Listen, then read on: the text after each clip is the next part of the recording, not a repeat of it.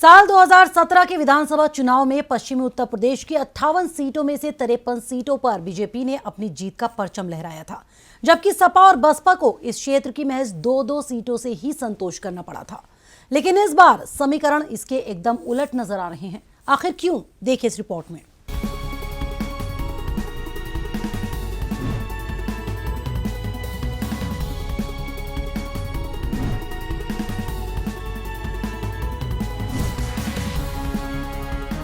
उत्तर प्रदेश में विधानसभा चुनाव 2022 को लेकर सभी राजनीतिक दल अलग अलग मुद्दों और जातिगत समीकरणों को साधने में जुटे हुए हैं।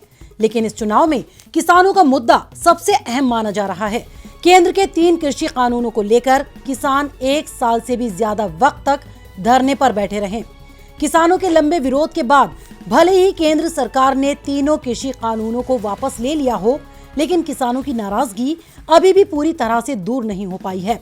तो ऐसे में पश्चिमी उत्तर प्रदेश, जो किसानों का बड़ा गढ़ कहा जाता है, वहां इस बार चुनाव में बीजेपी को नुकसान उठाना पड़ सकता है। वैसे 2017 की बात करें तो पश्चिमी उत्तर प्रदेश की 58 सीटों में से बीजेपी ने 53 सीटें अपने पाले में लाकर यहां से बड़ी जीत हासिल की थी, जबकि सपा और बसपा को इस क्षेत्र से महज 2 सीटें ही मिल पाई थी।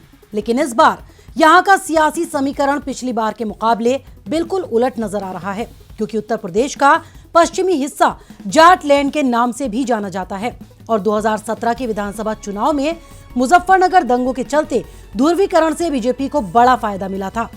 लेकिन इस चुनाव में किसानों की बीजेपी को लेकर जो नाराजगी है वो साफ नजर आ रही है।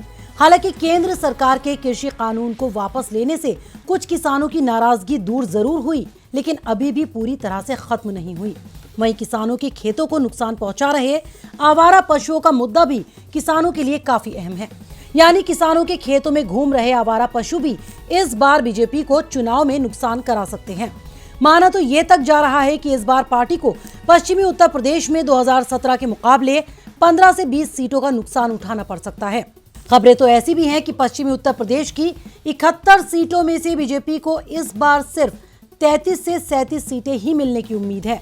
वहीं इतनी ही सीट सपा और आरएलडी गठबंधन को मिल सकती हैं, जबकि पिछली बार सपा को सिर्फ 2 सीटें तो रालोद को 1 सीट ही मिली थी। लेकिन इस बार सपा आरएलडी गठबंधन को यहां से बड़ा फायदा मिलने की उम्मीद दिखाई दे रही है।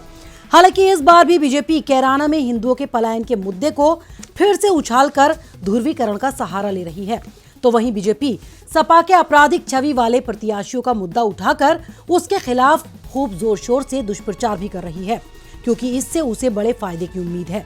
लेकिन इस बार इसका कितना असर होगा ये तो चुनाव के नतीजे ही बताएंगे। Bureau report, R9 news.